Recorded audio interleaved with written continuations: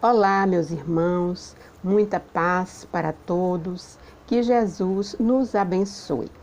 Eu me chamo Maria Alva Gomes, sou colaboradora do Centro Espírita Caminho da Redenção, que é a instituição mantenedora da Mansão do Caminho, no Pau da Lima, em Salvador. Gostaria de agradecer aos irmãos do Grupo Espírita Lar Francisco de Assis, que nos fez esse convite gentil para que hoje pudéssemos trocar algumas ideias com os irmãos, trazer algumas reflexões sobre o tema proposto. Para darmos início, vamos orar a fim de nos conectarmos com os benfeitores espirituais, com Jesus. Mestre querido Jesus, solicitamos a Tua presença entre nós, mesmo que de forma virtual, que estejamos reunidos, para que a Tua luz possa ser derramada sobre as nossas mentes, os nossos corações. Agradecemos, Senhor, pois sabemos que a Tua assistência valorosa nunca se aparta de nós. Tende misericórdia pelo planeta Terra, que passa por profundas provações. Inspira autoridades sanitárias, administrativas, aos empresários, às famílias, aos religiosos, a cada um, Senhor, em particular, a compreender este momento tão grave e a se compenetrar diante da missão que a cada um cabe de fazer a sua parte, ajudando os benfeitores espirituais nesse processo de transição do nosso planeta. Traz, Senhor, equilíbrio e resignação diante da vontade divina. Abençoa os nossos irmãos do Grupo Espírita Lar Francisco de Assis, que se desdobram em ações no bem, em benefício de si mesmos e de todos aqueles que buscam esta casa de amor. Fica conosco, Senhor, nos inspirando neste momento, para que sejamos o instrumento de que os nossos irmãos necessitam para a compreensão do Teu Evangelho e a consolação dos seus corações, bem como a iluminação das suas mentes. Que assim seja.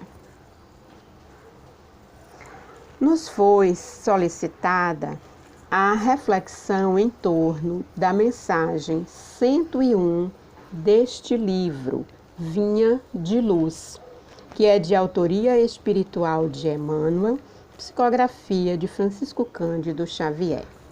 Esta obra, editada pela Federação Espírita Brasileira, faz parte de uma coleção chamada Fonte Viva. São vários livros que os irmãos podem encontrar na livraria da Federação Espírita Brasileira, da FEB, que tratam do Evangelho de Jesus. Trazem todos eles mensagens curtas, mas profundas, sob a ótica da interpretação, da reflexão do nosso querido Emmanuel e de outros autores. A mensagem de hoje denomina-se Ouviste? É uma pergunta, ouvistes, é no plural, porque está sendo dirigida a todos nós. Então, é uma pergunta do Espírito Emmanuel para nós. E nós, então, vamos ver sobre o que Emmanuel gostaria de saber se nós ouvimos.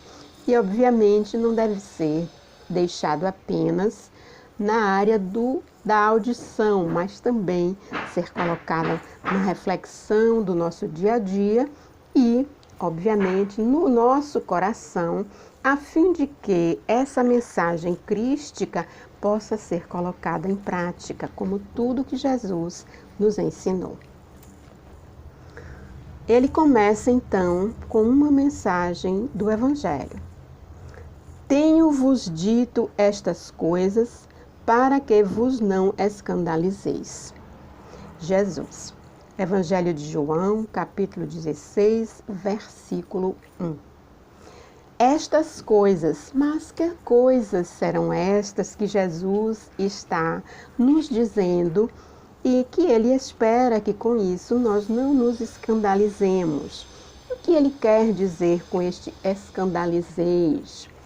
Para que nós não nos espantemos, não estranhemos e não nos inquietemos com os fatos que irão nos ocorrer e que ele nos adverte. Então, Emmanuel vai refletir sobre esta recomendação de Jesus, dizendo-nos: antes de retornar às esferas resplandecentes, ao mundo superior, às esferas sublimes de onde Jesus veio para nos ensinar, para conviver conosco, e retornou após aqueles 50 dias que ele ficou entre nós depois da sua ressurreição, ele então, o Mestre Divino, como diz Emmanuel, não nos deixou ao desamparo. Ele nos deixou orientações profundas para nos guiar de como nós deveríamos proceder a partir daquele momento em que ele não estaria mais presente fisicamente, quanto às advertências no trabalho a fazer. Então, ele nos adverte sobre as tarefas que teríamos para não só a divulgação da sua mensagem, mas também sobre o nosso dia a dia, a vivência do Evangelho na nossa vida diária, cotidiana.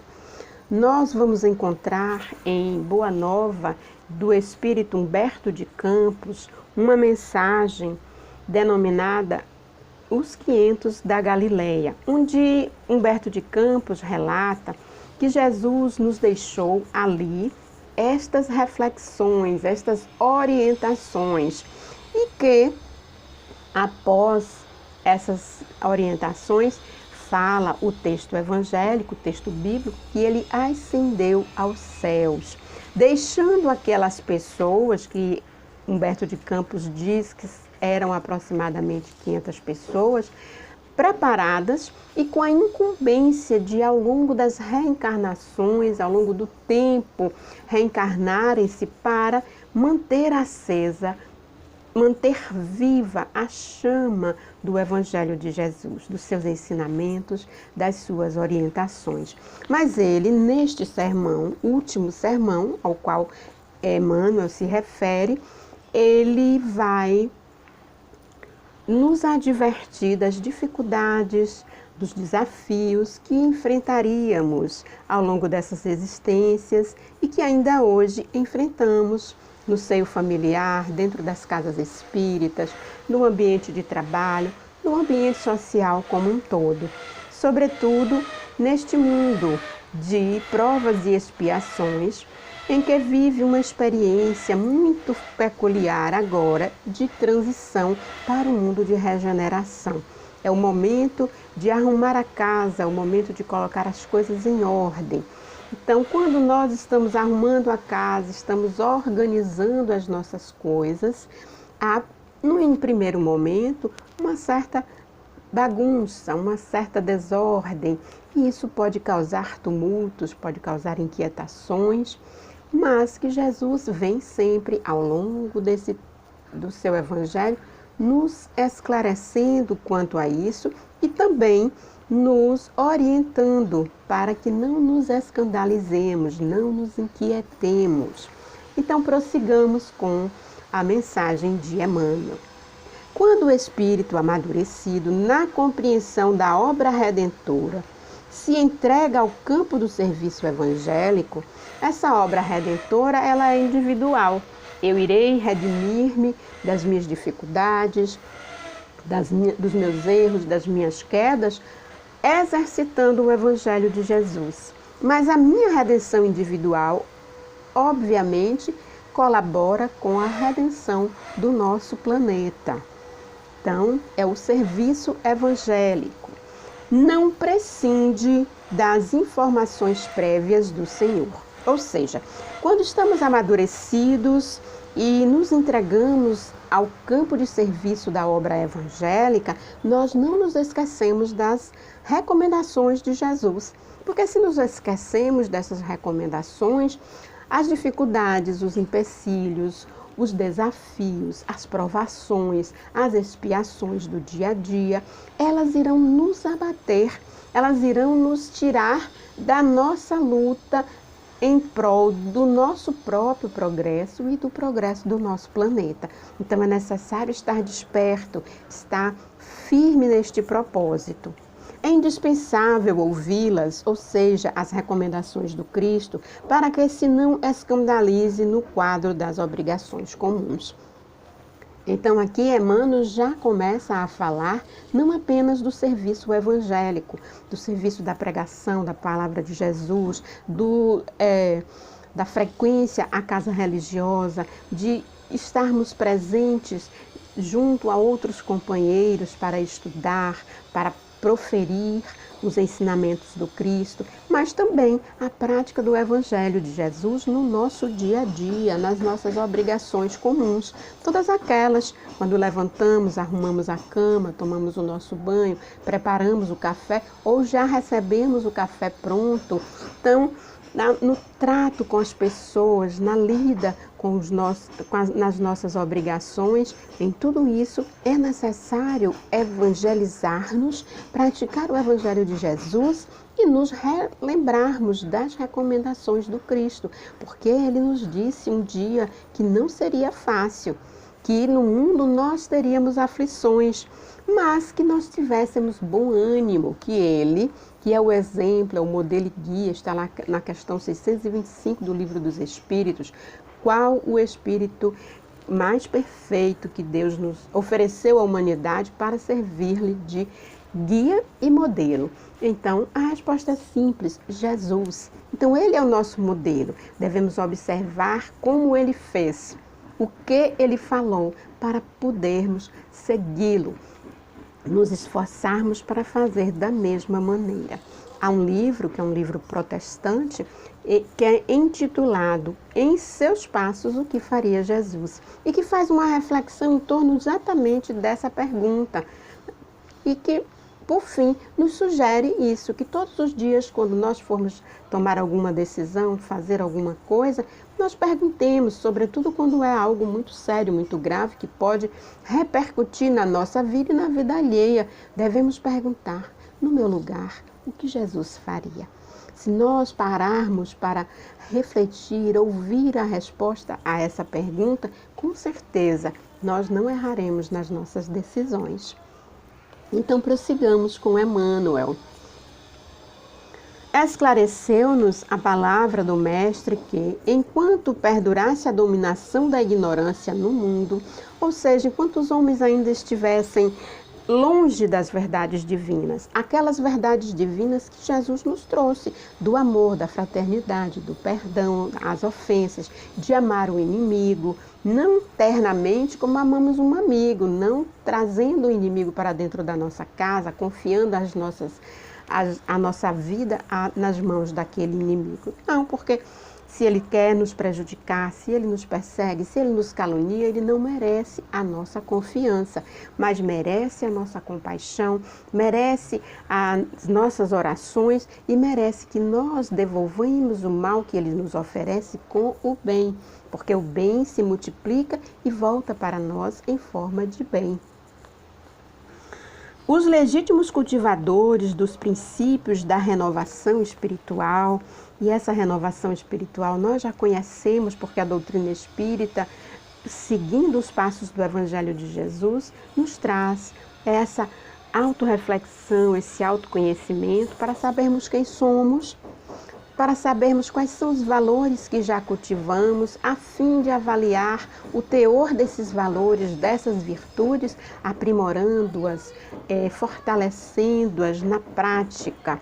E para que conheçamos as nossas defecções, as nossas imperfeições e possamos trabalhá-las, transformando-as em virtudes, fazendo com que essas imperfeições elas sejam extirpadas do nosso sentimento, das nossas emoções, do íntimo da nossa alma e substituídas por virtudes. Porque quando nós retiramos um valor da nossa vida, fica lacuna.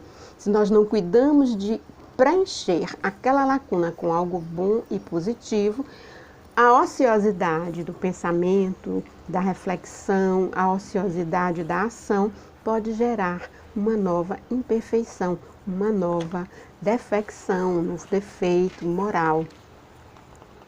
Então, essa renovação espiritual, os princípios dessa renovação, por eles trazidos, que nós já conhecemos o Evangelho do Cristo, então já sabemos do que se trata, não seriam observados com simpatia. Por quê? Que essa renovação espiritual não seria observado com simpatia pelos ignorantes da lei de Deus. Porque quando nós estamos ignorando ou indiferentes à lei divina, nós estamos cultivando as nossas imperfeições, aquilo que nos é cômodo, aquilo que nos traz vantagens imediatas, que nos dá retornos imediatos e que não nos dá muito trabalho. São coisas que já estão internalizadas, automatizadas no nosso comportamento, nos nossos valores, no nosso raciocínio, e que para nós é cômodo, nos traz vantagem e não exige muito de nós. Então, nós estamos ali acomodados e nos inquietamos, não vimos com simpatia as pessoas que resolvem fazer esta renovação espiritual, fazer esse mergulho em si mesmo, tirar de dentro de si o que é bom e transformar aquilo que não é consentâneo, que não é de acordo com o Evangelho de Jesus. Então, isso incomoda, porque se eu estou acomodada nos meus defeitos, nas minhas imperfeições, no meu egoísmo, no meu orgulho e em tudo mais que vem desses dois sentimentos, eu vou ser distinta daquela pessoa. Aquela pessoa, ela se distingue pelas suas virtudes. Então, naturalmente, haverão comparações. Marialva é uma pessoa muito egoísta, mas a sua irmã fulana, ela é uma pessoa tão altruísta.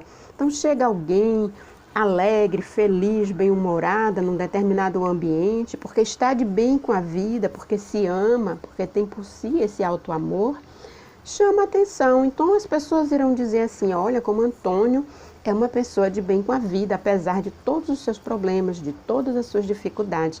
Já Marialva só vive de mau humor. Então, aquele que está nessa acomodação não gosta de ser comparado, obviamente, com as pessoas que já estão vivendo esta renovação evangélica, essa renovação espiritual. Então, Jesus disse que seriam perseguidos sem trégua pelas forças das sombras. E essas forças das sombras podem ser os nossos irmãos encarnados que estão agindo contra nós, escondidos, na sordina, nos causando ciladas, e podem ser os nossos inimigos espirituais, aqueles que nós prejudicamos no passado, aquele com quem nós nos equivocamos no passado e agora resolvemos não mais nos equivocar, mas eles continuam nos erros e querem que nós fiquemos junto com eles, para que nós sejamos ainda iguais.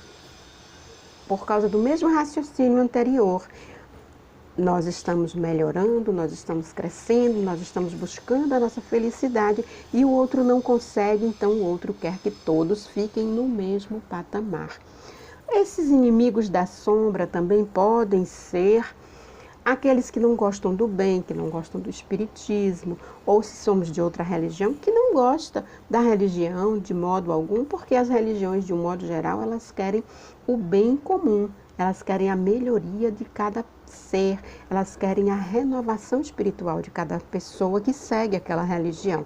Então, quem não consegue, estando encarnado ou desencarnado, se incomoda e podem se tornar os nossos inimigos. Por causa disso, pode não ser um inimigo pessoal. Então, ele prossegue. Compareceriam a tribunais condenatórios para se inteirarem das falsas acusações do que se encontram ainda incapacitados de maior entendimento. Nós vemos isso no início da história do cristianismo e ao longo dessa história também, mas quero ressaltar o primeiro mártir do cristianismo, que foi Estevão, que ele era judeu, converteu-se ao cristianismo e falava do Evangelho de Jesus, das virtudes evangélicas de forma tão veemente, colocava o Cristo no patamar que ele merece, que é um patamar superior, acima de Moisés. Ele foi perseguido porque os judeus não acreditavam no Cristo e não aceitavam que existisse alguém maior do que Moisés. Eles não acreditavam que Jesus era o Messias enviado por Deus. Então, Estevão é apedrejado, ele é convidado para dar conta de acusações que não eram pertinentes e que ele nem fazia ideia, e foi apedrejado. E muitos de nós ainda hoje somos apedrejados moralmente, convidados a dar explicações por causa do nosso comportamento, por causa da nossa conduta moral ilibada, por causa do nosso esforço de nos mantermos na retidão espiritual, na retidão moral, que é de todas as religiões, não é só o Espiritismo que prega essa retidão e que nos ensina a viver conforme a retidão de Deus, a retidão das leis divinas. Então ele vai prosseguindo, suportariam remoques de familiares. Temos aí Saulo de Tarso, que hoje nós conhecemos como Paulo de Tarso, que ao abraçar o Evangelho, passando de perseguidor dos cristãos para um cristão, para um adepto do cristianismo, e começou a divulgar o Evangelho de Jesus, ele busca, depois de 3 anos no deserto de Dan, onde ele ficou refletindo, meditando, estudando o Evangelho de Jesus, que Gamaliel, o seu mestre no Sinédrio, que era o corpo religioso do judaísmo, ele era um homem muito esclarecido, muito lúcido, e quando ele recebeu de Levi Mateus, uma cópia do Evangelho de Jesus, ele leu e compreendeu que aquele homem era o Messias, mas ele era um homem já velho, um homem já próximo da desencarnação e um representante da religião judaica, um homem muito importante dentro do corpo religioso daquela religião. Ele achou por bem não se declarar cristão, mas ele tornou-se cristão no seu mundo íntimo e chama Paulo para conversar sobre o Evangelho. E quando Paulo converte-se ao cristianismo, Gamaliel lhe oferece uma cópia do Evangelho e ele vai estudar essa cópia do Evangelho durante 3 anos no deserto de Dan. E encontra lá também, leiam Paulo e Estevão, Plínio e Prisca, que tornam-se seus amigos e eles passam a estudar o Evangelho de Jesus. Então, após esse período, ele volta para a casa paterna e quando os pais ficam sabendo que ele abandonou o judaísmo e agora é cristão, simplesmente o tratam com indiferença e o pai lhe dá uma pequena bolsa com dinheiro para ele suprir as suas necessidades primeiras e diz para ele: você não é mais o meu filho, não volte mais aqui. E quantos de nós, quando abraçamos o Evangelho de Jesus, em qualquer denominação religiosa, no evangelismo, no protestantismo, no catolicismo, no espiritismo, e a nossa família não aceita, porque tem outra denominação religiosa, nos critica, nos faz perguntas, tem uma ideia equivocada da doutrina espírita, ou do cristianismo, ou de qualquer outra denominação, ou do catolicismo, ou qualquer outra denominação cristã, tem preconceito, e faz questionamentos, e começa a questionar a mudança de comportamento daquela pessoa, querendo dizer que não é possível, ou que a pessoa está sendo falsa. Então, quando abraçamos o Evangelho do Cristo, sofremos em algumas vezes essas incompreensões familiares, que são familiares estranhos à iluminação interior, estão buscando o reino de Deus na terra, a satisfação momentânea, as conquistas momentâneas e não as conquistas espirituais, as conquistas para a vida eterna. Então, Jesus nos disse nessas advertências, estas coisas que Jesus nos disse, que nós sofreríamos a expulsão dos templos organizados pela pragmática das seitas liberalistas. E nós vemos na história que os primeiros cristãos, eles não eram aceitos nas sinagogas, se porventura eles fossem lá e tentassem falar do Evangelho de Jesus. Eram expulsos das praças, eram expulsos dos locais, das residências, porque não, e até das cidades, porque não aceitavam aquelas informações, aquelas novas ideias de fraternidade, de igualdade, aquelas novas ideias de perdão, porque a lei mosaica ela era dura, era dente por dente, olho por olho, lei de tal e qual. Era a lei que dizia que era para nós amarmos os nossos irmãos consanguíneos, os nossos amigos, mas o inimigo nós deveríamos combater. E Jesus vem com a lei de amor, com a ideia do Deus Pai, Deus Criador e Pai. Se Ele é Pai, somos todos irmãos. E não eram aceitas essas ideias e muitas vezes esses cristãos eles eram expulsos dos locais onde eles viviam. E até Francisco de Assis, na Idade Média, no século XII, ele foi também rechaçado pelos seus próprios companheiros. Ele viaja para o Egito, passa 3 anos tentando divulgar o Evangelho do Cristo junto aos sultãos, a outros povos. E quando ele retorna, toda a sua ideia de pobreza, toda a sua ideia de pureza evangélica havia sido maculada. Frei Elias convida vários irmãos que pensavam como ele e transformam a ordem franciscana. Constroem mosteiros com bibliotecas, com conforto, que era totalmente contrário à vivência da pobreza, conforme o Evangelho diz, porque o Evangelho diz que o Filho do Homem, que é Jesus, não tinha nenhuma pedra para repousar a cabeça. E o próprio Jesus manda os seus discípulos 2 a 2 para pregar o Evangelho. Não levem roupa, não levem provisões, não levem uma capa, só leve uma, não leve 2. Então, prega a pobreza material, mas é o desprendimento dos bens materiais, porque nós temos sim o direito, através do nosso trabalho, de adquirir bens, mas nós devemos ser proprietários dos nossos bens e não deixar que eles sejam os nossos donos. Não deixar que nos inquietemos com medo de perder os bens materiais que conquistamos.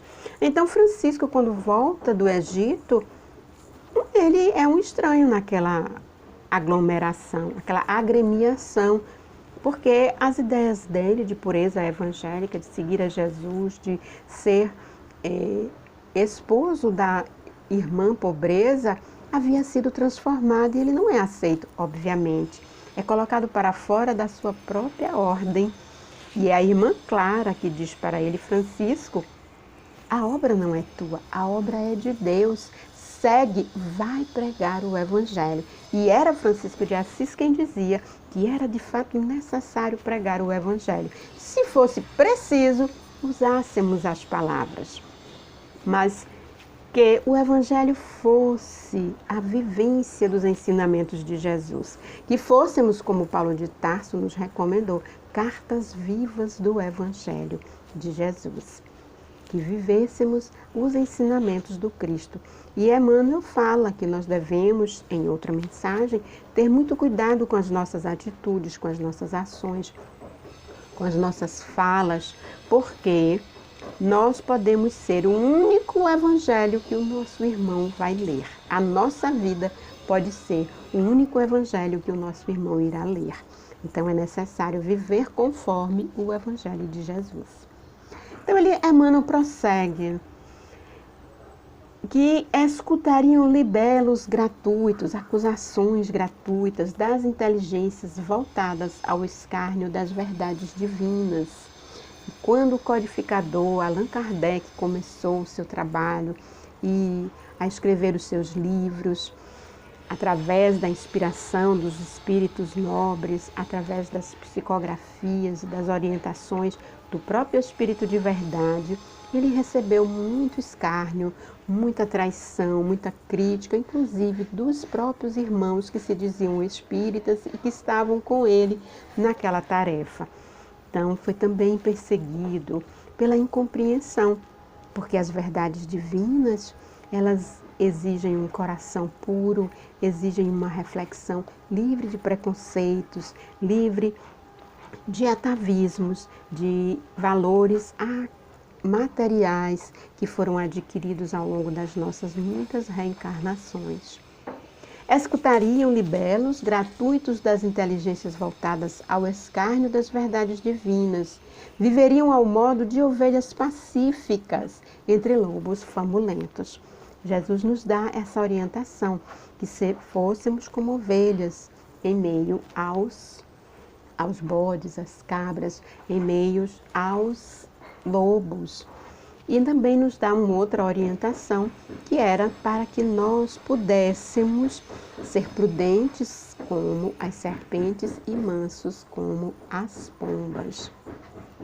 Então, ele diz também aqui, Emmanuel, que esses seguidores cairiam em ciladas torpes, como aconteceu com Judas Iscariotes, e nós conhecemos todo o desdobramento da sua fraqueza moral. Contemplariam o crescimento do joio ao lado do trigo, e nós vimos isso. Né? E o joio não pode ser arrancado do trigal, porque se arrancamos antes da colheita o joio, vem junto o trigo e nós perdemos a colheita. É o que está acontecendo no planeta Terra, é o que Deus faz com todos nós. O joio e o trigo, os bons e os maus, como diz Jesus na sua narrativa do juízo final, as cabras e as ovelhas, eles estão vivendo juntos, estamos todos juntos, aqueles que estão despertos para as verdades divinas e aqueles que ainda nos comprazemos com as mesquinhezes do mundo terreno, da vida material. Então estamos todos juntos e Deus não pode retirar de uma maneira abrupta todos que são maus.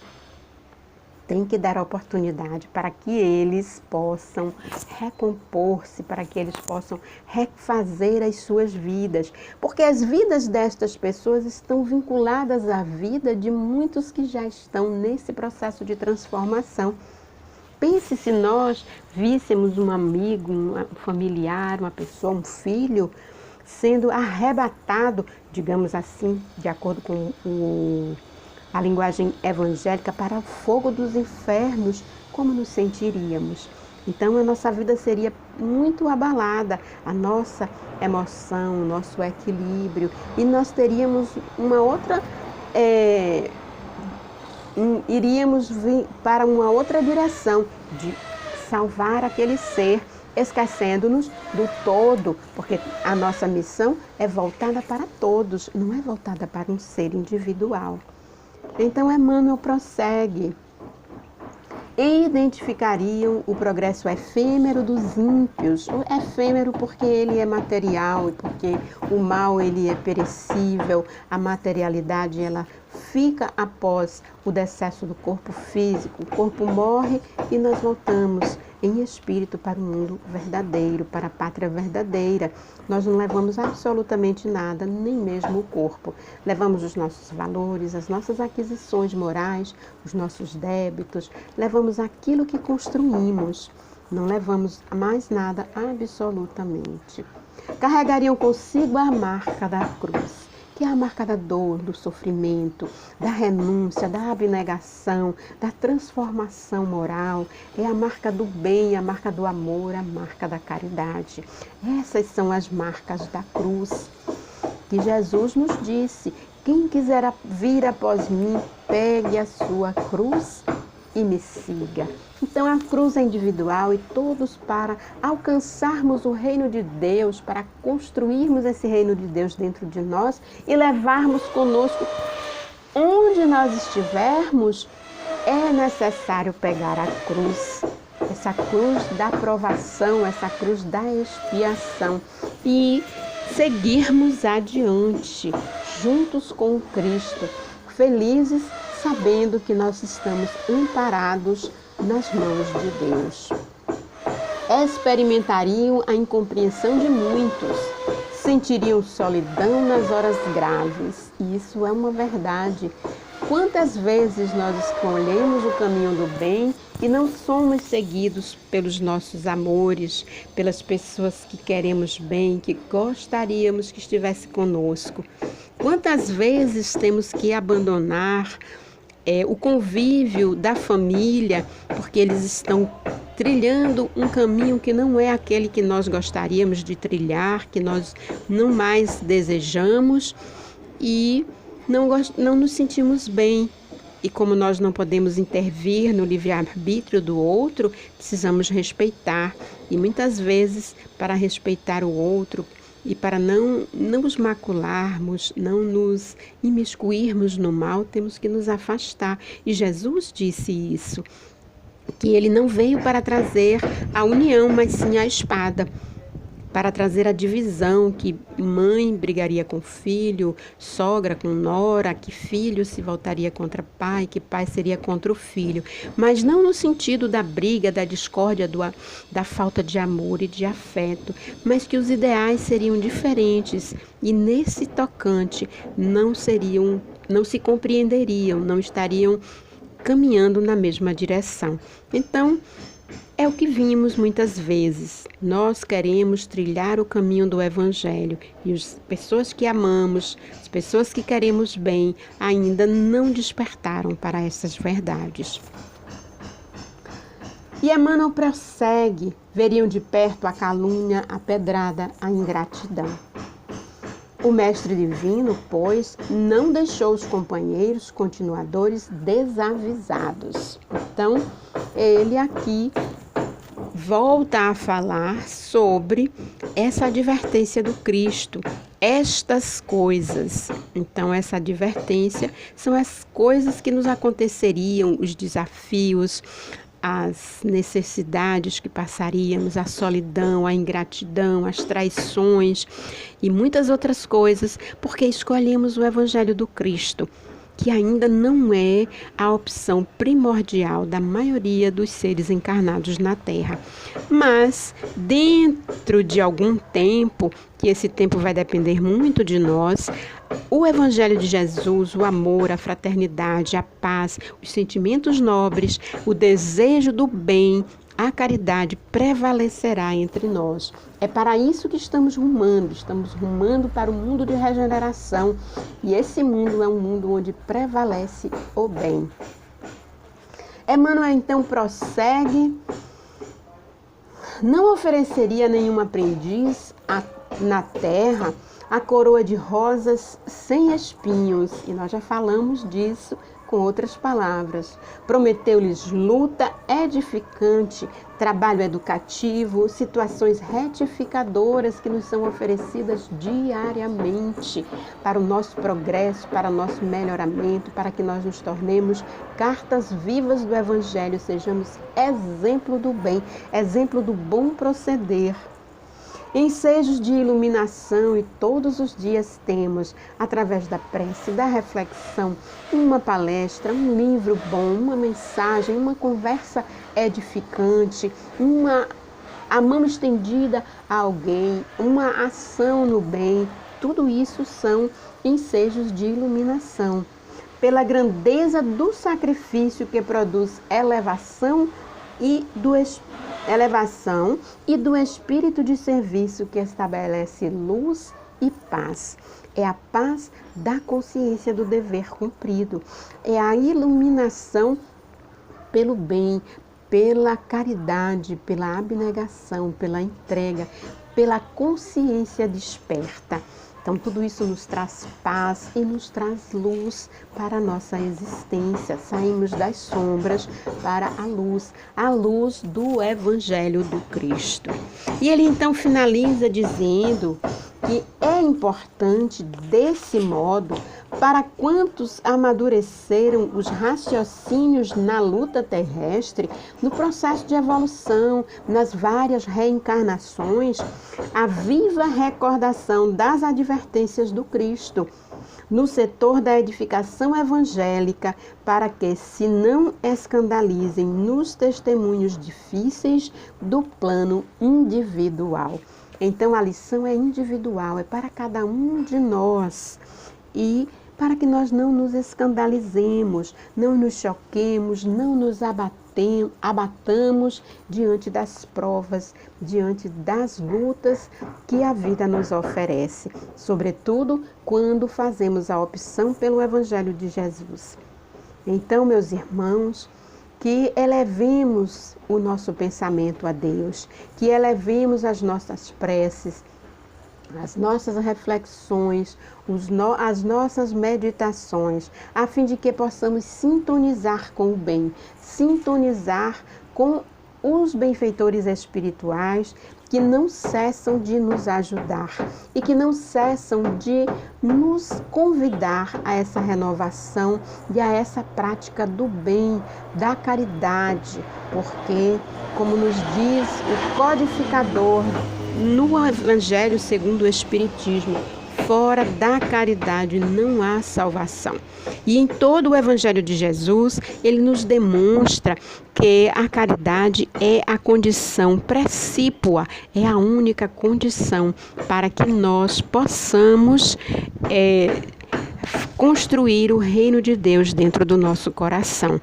Então ele nos ensina através daquela narrativa do juízo final: quando eu estive doente, fosse me visitar; quando eu estive com fome, me deste de comer, me deste de beber, me vestiste quando eu estava nu, me amparaste como eu estava num país estrangeiro; quando eu estive preso, foste me visitar. Então, esses terão a recompensa, porque farão pelo Cristo ao fazerem pelo próprio irmão. Então Jesus fala dos mais pequeninos entre os pequeninos da terra. São os sofredores de todo matiz, independente da condição social, da condição intelectual, independente da condição moral. Os pequeninos, os filhos do Calvário, são os sofredores de todo jaez, de toda a natureza. Então somos todos nós, porque todos nós sofremos de uma ou de outra forma para nos redimirmos dos erros do passado. Mas Jesus, ele promete o reino de Deus para aqueles que se renovam espiritualmente, para aqueles que decidem pegar a charrua e seguir, sem olhar para trás.